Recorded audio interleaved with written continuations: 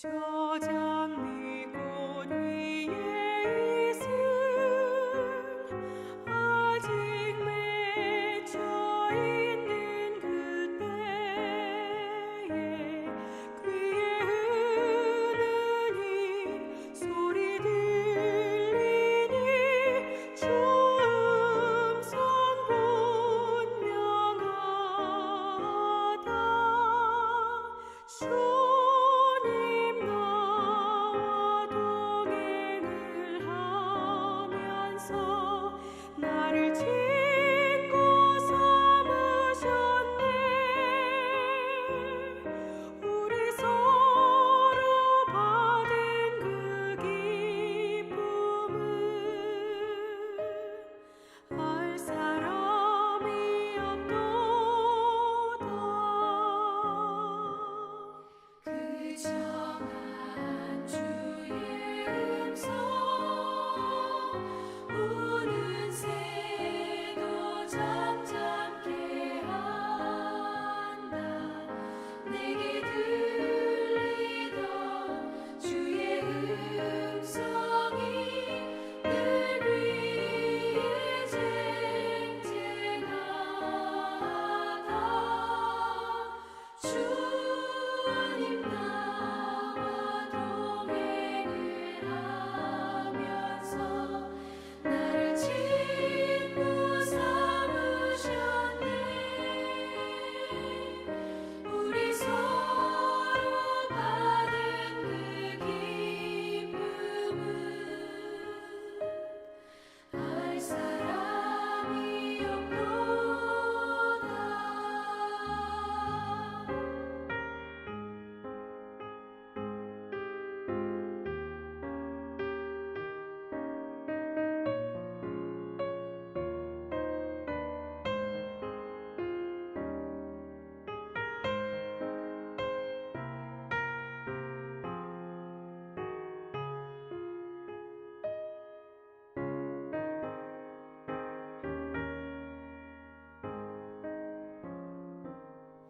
밤 깊도록 동산하네.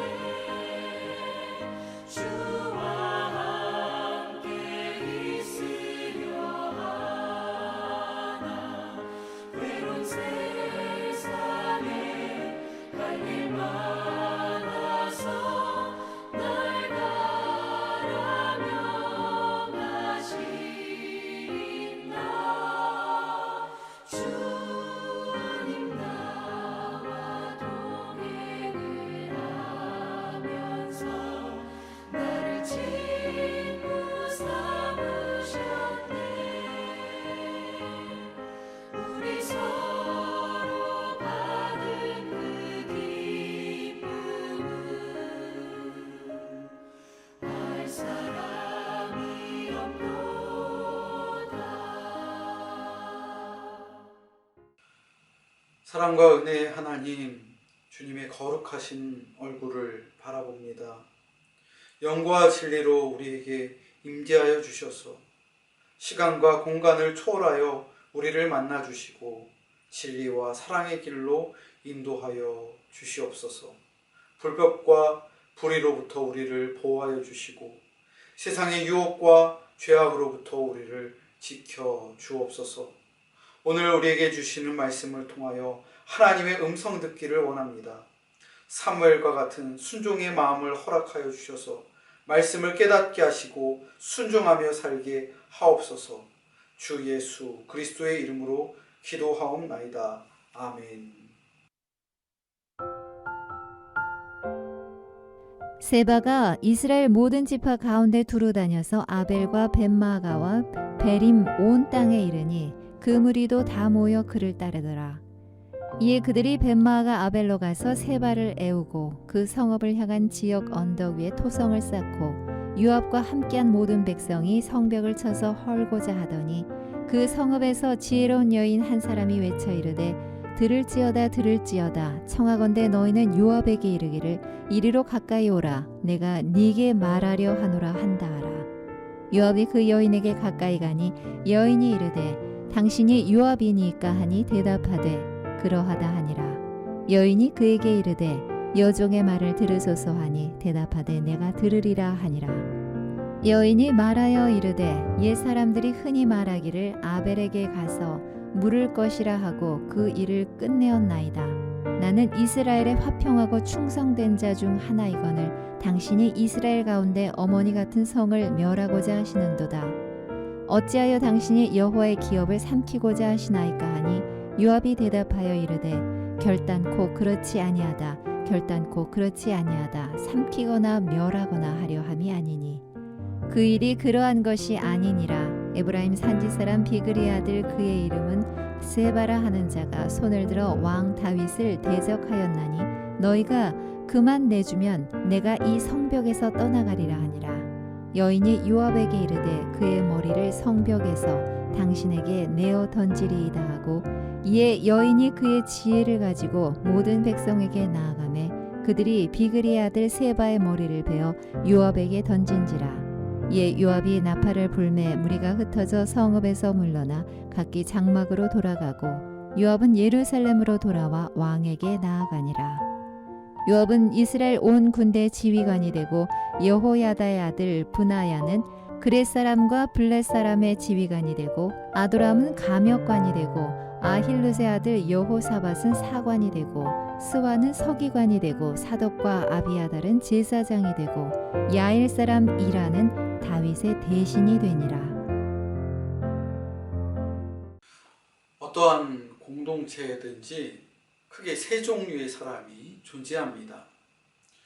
꼭 필요한 사람, 있으나 마나한 사람, 없는 편이 더 나은 사람. 어떤 직장이든지 이러한 부류로 사람이 나뉘는 것 같습니다. 함께 일을 하거나 오랜 시간 동안 함께 하면서 경험적으로 알게 됩니다. 첫 번째로 꼭 필요한 사람입니다.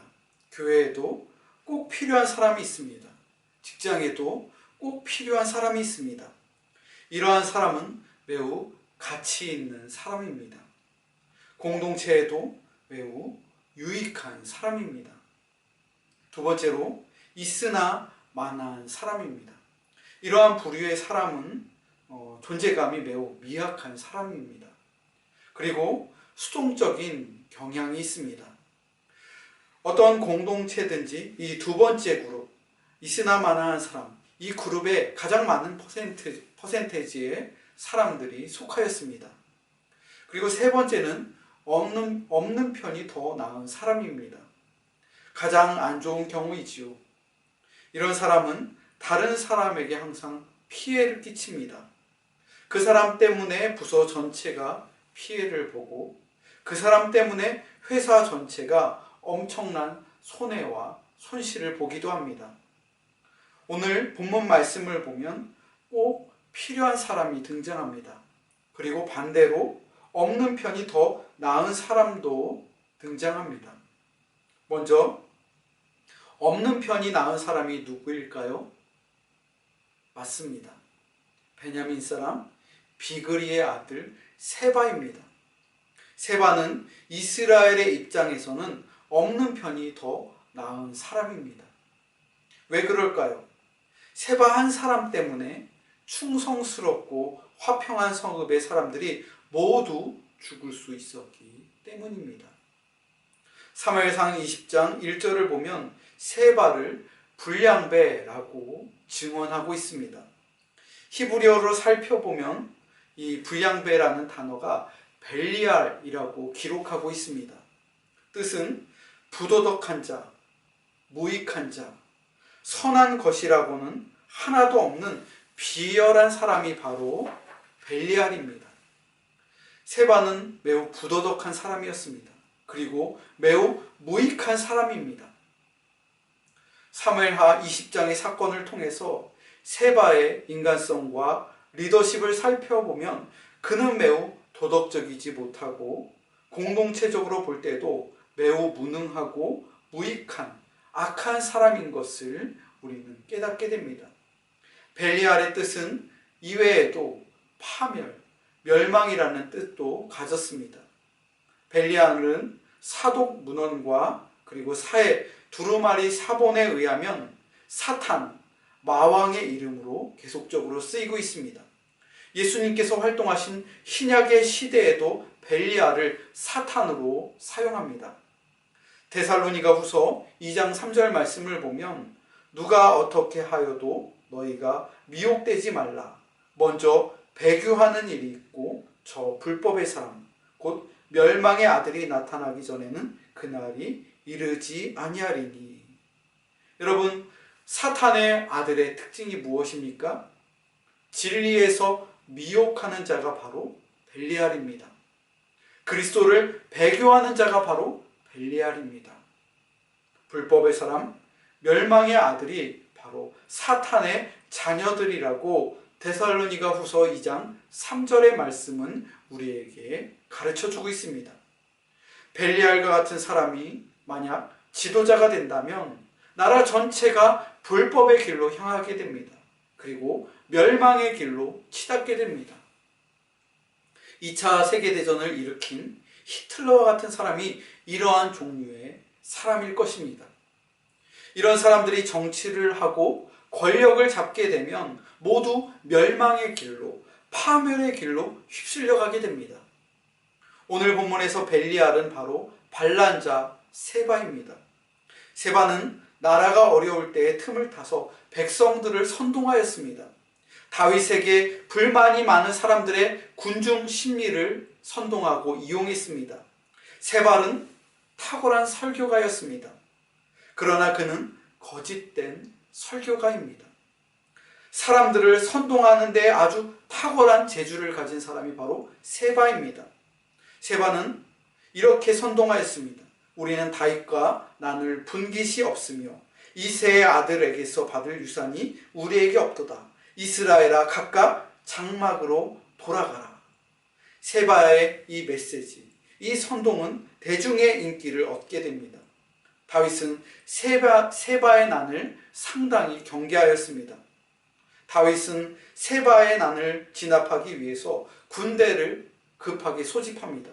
6절을 보면 비그리의 아들 세바가 압살롬보다 우리를 더 헤아리니 라고 다윗은 보고 있습니다. 압살롬의 난은 아버지와 아들 사이에서 일어난 반란입니다. 그리고 압살롬 개인의 원한과 야망에서 시작된 반란입니다. 하지만 세바의 난은 개인이 아니라 지파 간의 공동체적인 갈등의 틈을 노린 반란이었기 때문에 더 위험하였던 것입니다. 다윗은 세바의 난을 진압하기 위해서 요압과 아비새를 이스라엘의 최북단에 위치한 아벨 벳마가로 급히 파견하였습니다. 다윗의 군대는 순식간에 세바의 반란군을 궁지로 몰아넣습니다. 세바는 반란군을 이끌고 아벨성으로 피신합니다. 요압은 세바와 반란군을 처단하기 위해서 아벨성을 에워쌌습니다. 성벽보다 높은 토성을 쌓아서 아벨성을 쳐서 완전히 헐어버리고 그 성읍에 살고 있는 모든 사람들을 다 멸절시키고자 만반의 태세를 갖춥니다. 세바의 난으로 인해서 아벨성에 있는 모든 사람들이 다 멸망당할 위기에 봉착하게 됩니다. 이러한 위기 속에서 꼭 필요한 사람이 등장합니다. 본문은 그 사람을 지혜로운 여인 한 사람이라고 그렇게 증언하고 있습니다.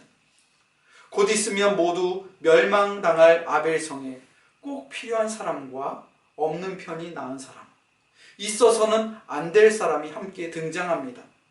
전자는 이름조차 기록되지 않은 지혜로운 무명의 한 여인입니다. 그리고 후자는 불법과 멸망의 아들 세바입니다. 세바 한 사람 때문에 아벨성의 모든 사람들이 다 죽을 운명에 처하게 됩니다. 세바는 아벨성 안의 잔당들과 함께 비겁하게 벌벌 떨며 숨어 있습니다. 하지만 지혜로운 한 여인은 요압의 군대 앞에 용감하게 나섭니다. 지혜로운 한 여인은 자신의 목숨을 걸고 아벨성과 성읍의 사람들의 생명을 구원하기 위해서 중재를 시도합니다. 무명의 여인의 중재는 하나님의 말씀을 기초로 한 중재였습니다.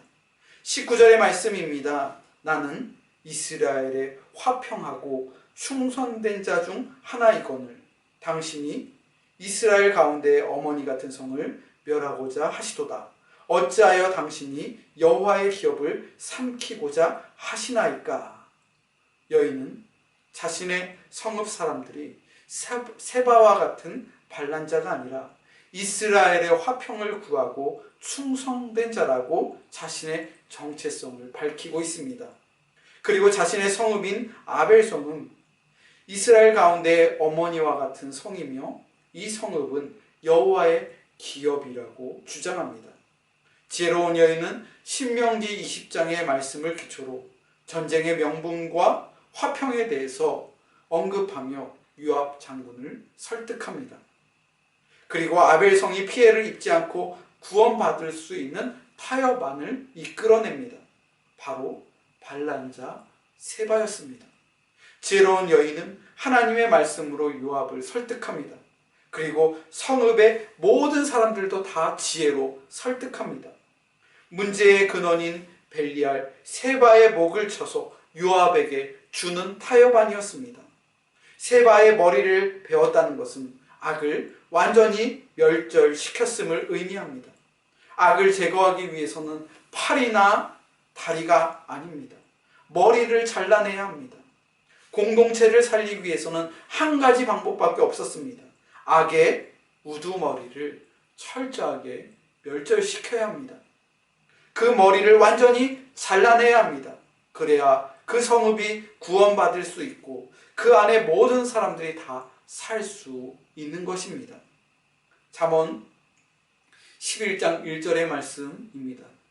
성읍은 정직한 자의 축복으로 인하여 진흥하고 악한 자의 입으로 말미암아 무너지느니라. 세바와 같은 사람은 성읍을 멸망의 길로 인도합니다. 이름 없는 지혜로운 한 여인과 같은 사람은 성읍을 생명의 길로, 번영의 길로 인도합니다. 여러분, 가정도, 교회도, 나라도 마찬가지입니다. 세바와 같은 사람이 가정의 가장이면 그 가정은 반드시 무너집니다. 교회도 무너지게 되어 있습니다. 그리고 나라도 무너지게 되어 있습니다. 악하고 무익한 사람이 리더가 되면 어떠한 공동체든지 불법의 길, 멸망의 길로 반드시 향하게 되어 있습니다. 하지만 화평을 추구하고 충성스러운 사람, 지혜의 말씀을 늘 경청하며 말씀대로 사는 사람이라면 그 사람의 이름이 굳이 나타나지 않더라도 하나님께서 그 한 사람을 통해서 그의 가정을 반드시 살리실 것입니다. 그가 속한 교회를 살리실 것입니다. 그가 속한 나라를 반드시 살려주시고 구원하여 주실 것입니다. 여러분이 바로 그 무명의 지혜로운 그 한 사람이 다 되시기를 바랍니다. 함께 이 시간 말씀을 기억하면서 기도하도록 하겠습니다. 불의한 세상 속에서 화평과 충성을 구하는 지혜로운 성도들이 되게 하옵소서. 하나님께서 주신 지혜로 우리의 가정과 교회와 나라를 살리게 하옵소서. 이름 없이 빛도 없이 쓰임받는 하나님의 사람이 모두 되게 하옵소서. 함께 통성으로 기도하겠습니다.